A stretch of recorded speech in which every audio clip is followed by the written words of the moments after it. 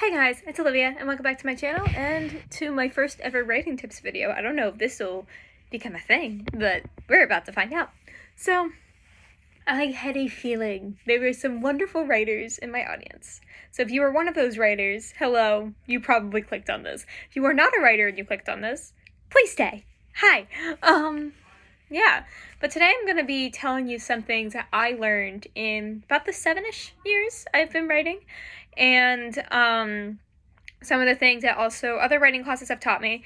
My writing teacher actually suggested I do this video, and I think it was because of her I really put it out there. I didn't think I would have much, feedback on it, but I did. So thank you. Thank you so much if you're watching this, which you might be. So hi. Okay, so here we go. I've never done anything like this before, so bear with me. I wrote down literally like a quick list of things that I wanted to talk about so I could segue off of that. But this is just a quick list of things I thought literally off the top of my head. So, and stuff that I've been thinking about a little bit, when I wanted to do this video, right? I don't know if that made any sense, but let's jump right into it. Okay, so this is a writing tips video, right? So the first thing I want to talk about is the before the writing. You may be looking at me like, Olivia, what? Like, I came here for writing tips, not for you to talk about before I start sitting down. I'm like, and to that I say, yes, I understand, but I feel like the before the writing is a lot more important. Not a lot more important, but before the writing is the foundation to you sitting down and actually doing it. Like, in my experience, that's what it's been. And also, keep in mind, most of these tips are just from my experience. And if these do not work for you, then they don't work. I mean, like, that's just how it goes. Like, we are probably different people. Well, yeah, we are different people. Everybody's in the universe. That was a weird thing that I just said, but it's fine. But, everybody's different people, different things work. So something that works for me might not work for you. And that's fine. I mean, whatever. You're probably, everybody has different ways of doing things. This is just from my experience. Just as a disclaimer. Okay, sorry, I completely segued. Okay, so here we go. So let's talk about before the writing real quick. So obviously before you write a book, you need plot, you need characters, right? I would also say, but before the plot and characters, you need an idea, an inspiration. And that can come at any frickin' time. It could come at 3 a.m. while you're just laying in bed thinking, or it could come while you're walking down the street and you see a random bird and you're like, oh, it'd be cool if I wrote a story about birds. I don't know. This is just something, this is random, okay? So, it could come at any moment, right? So, and as humans, especially if you're me, you tend to forget things a lot, okay? So how do you remember these wonderful ideas? Keep a notebook or your notes app with you. That's all I say. Keep your phone with you. Keep your notes app with you. Keep a notebook with you. Something. Keep a Google Doc with you, like on your phone or whatever you use. But for me, the best way to remember is bringing a notebook everywhere. I bring a notebook every single place I go. That's my first writing tip, basically. Bring something where you can jot something down. Like, I bring a notebook. I don't think I have mine, in vicinity right now. Oh, I have one in vicinity, though. This is one of my old plotting notebooks. It's small enough to fit in a bag. Got it at Barnes & Noble's. It was a lot of money, but we don't talk about that. I like to spend a lot of money on my notebooks because I know I'll use them, right?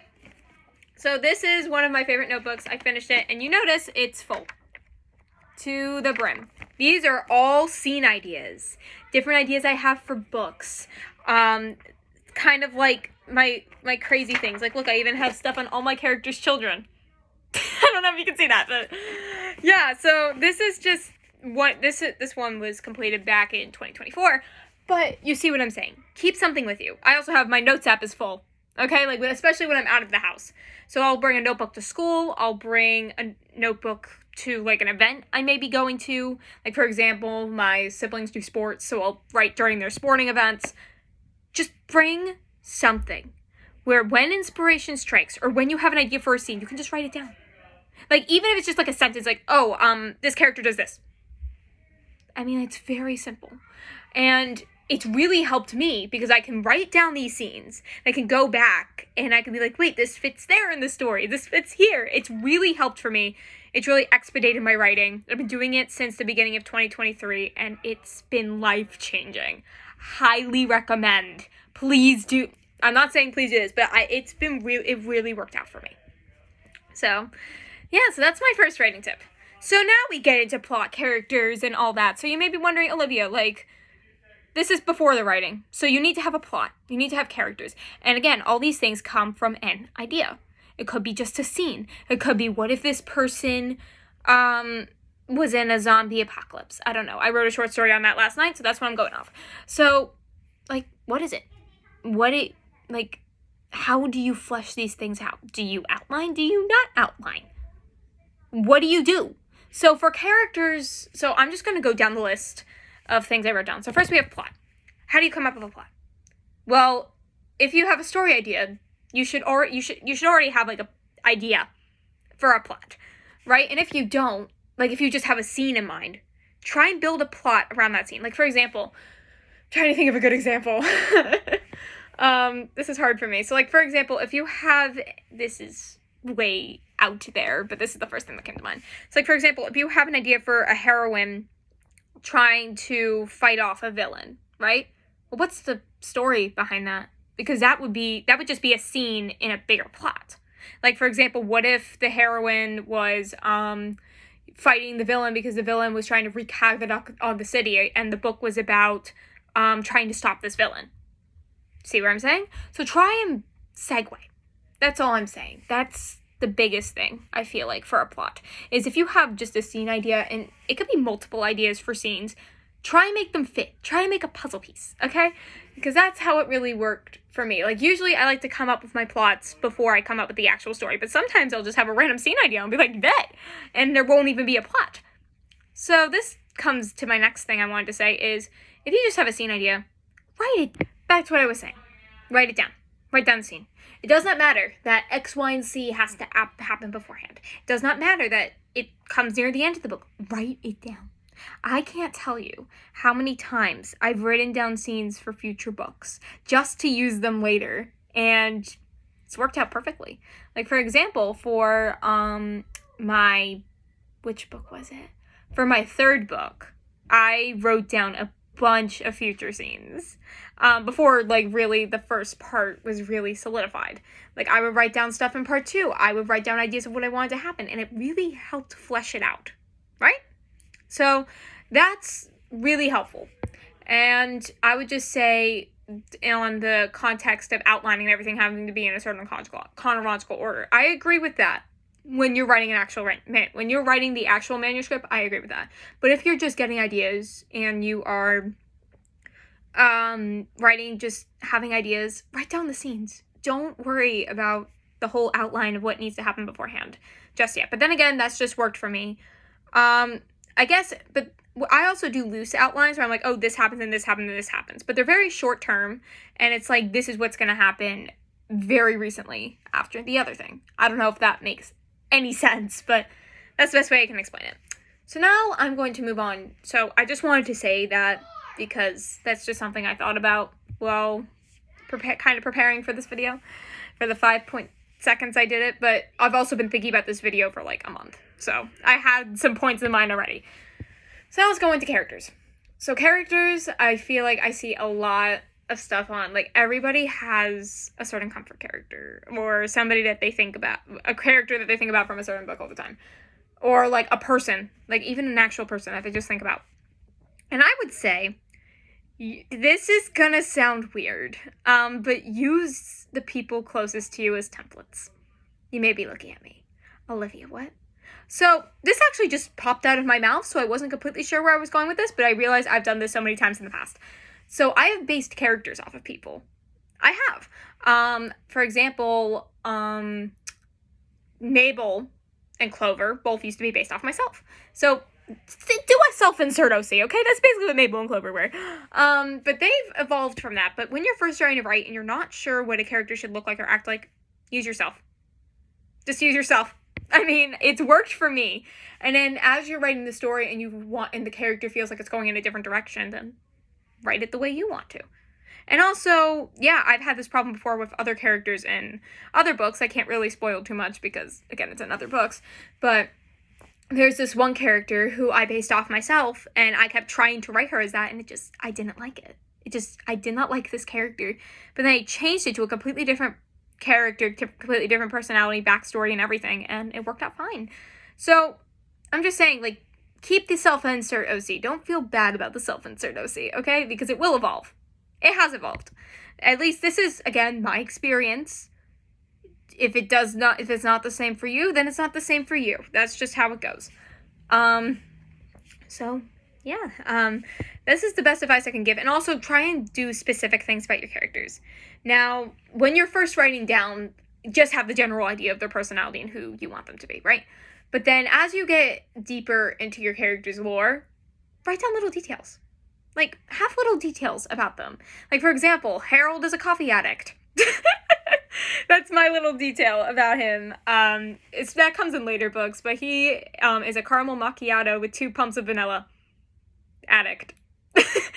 Okay, that's just out of the blue, but such a small detail that you can add to your characters. Or, for example, Atlas's, for me, for my other characters, I'm just using my characters as an example, but Atlas's favorite animal is caterpillars and butterflies. He loves them. He loves butterflies. He loves caterpillars. And also, Mabel's on the track team. You get to find that out in the book. She's on the track team. She runs to help with anxiety and stuff. So, again, add those small details. Those small details make a character. They make them feel more real, more personable to a reader. Especially if you just add them in like a little thing like, oh my gosh, they like this thing? That's so cute! You know, that kind of thing. And, like, you know, like, if you want to add scars, add a story behind them. You know, if you want to add, like, a physical altercation, like, add a story behind it. Like, for example, like, they're half blind. How are they half blind? Why are they half blind? What's going on? Or, like, if they have, like, a scar. Like, for example, one of my characters that you get to meet in this book, but I won't tell you who it is, has a scar from his shoulder to his middle finger. What happened? Why does he have that scar? You know, that kind of thing. So make a story behind your character's appearance. If it's necessary or if it goes in. And also, this is something I recently started doing, but add a character arc.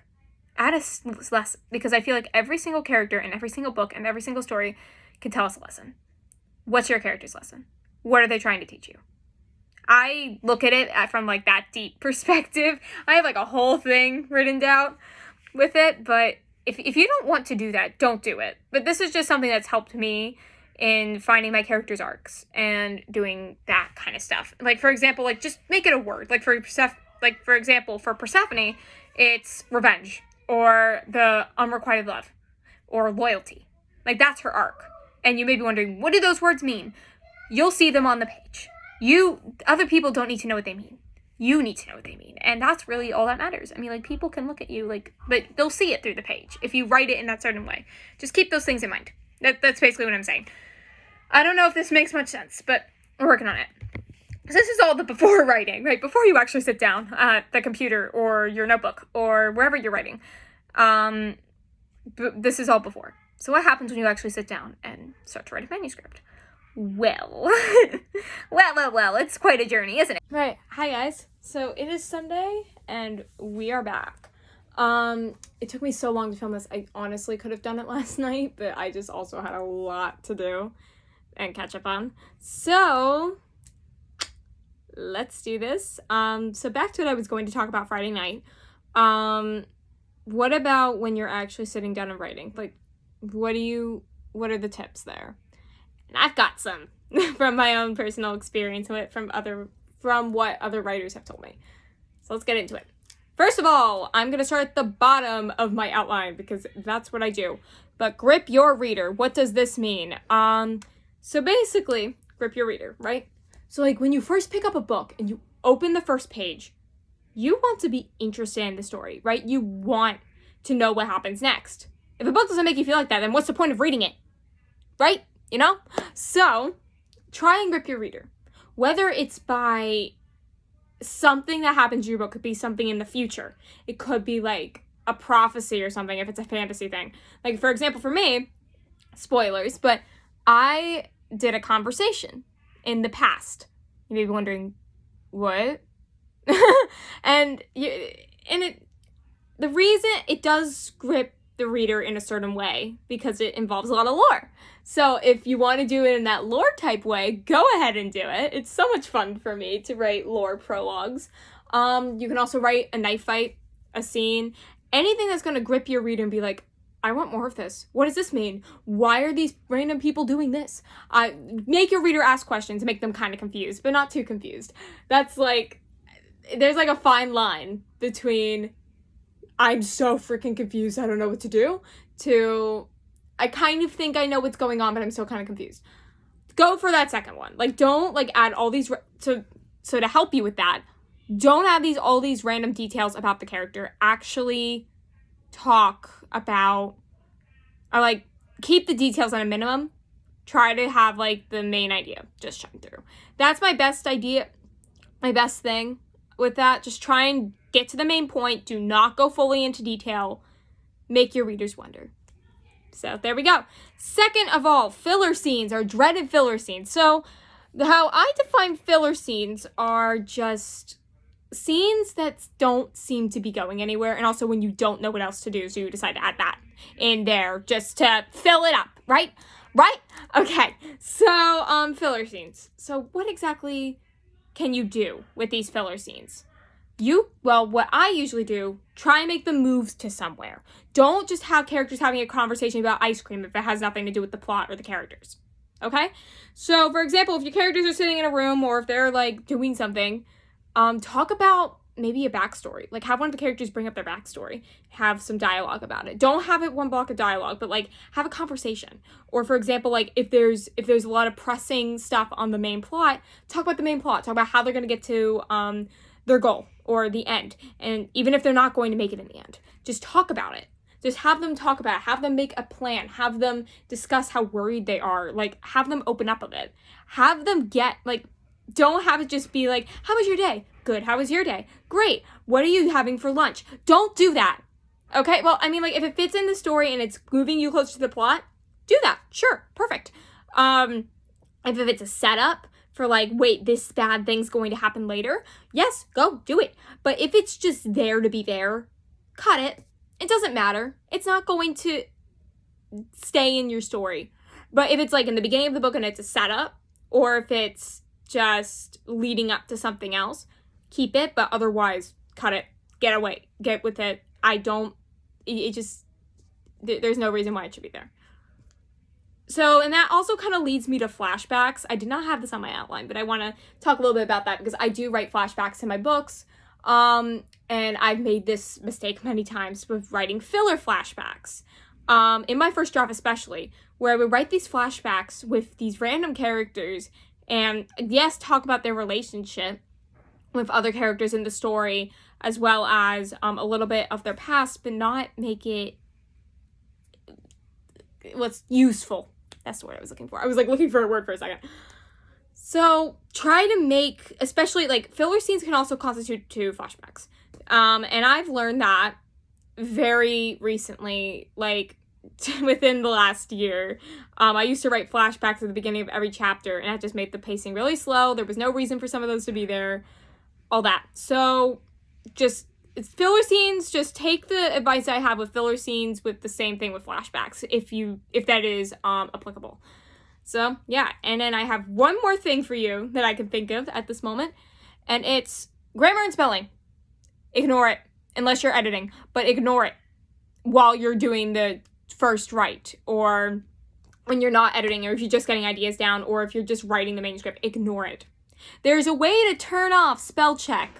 I don't know how, but there is, I forget how because I did it, but I forgot how to turn it off. But turn it off. Like, I'll try and figure out how to do it and come back, but turn it off. You will not see those red squiggly lines, and it will make your life a lot easier because when those red squiggly lines did not exist, I didn't really worry about the spelling of my words, and I would not go back and fix them as often. Same with grammar. Now I haven't figured out how to turn off grammar check, but I will click on those, but just ignore it until you go back to editing. Or if it's really bothering you, yeah, go back and click on it. But I wouldn't say make it your whole life and have it be an obsession. I don't know if that makes sense, but that's the best way I can say this. Anyways, that is all I have for you. If there's any more questions that you have for me writing wise or just anything that I can help with, put it down in the comments. Would love to hear it. Would love to answer you. And yeah, I can't really think of anything else. I'm sorry if it was still a little noisy in the background. I tried to do this at a somewhat time where it wouldn't be as noisy, so I'm just gonna keep it as is. I'm not gonna stress about it. And yeah, thank you guys so much for watching, and I'll see you in another video.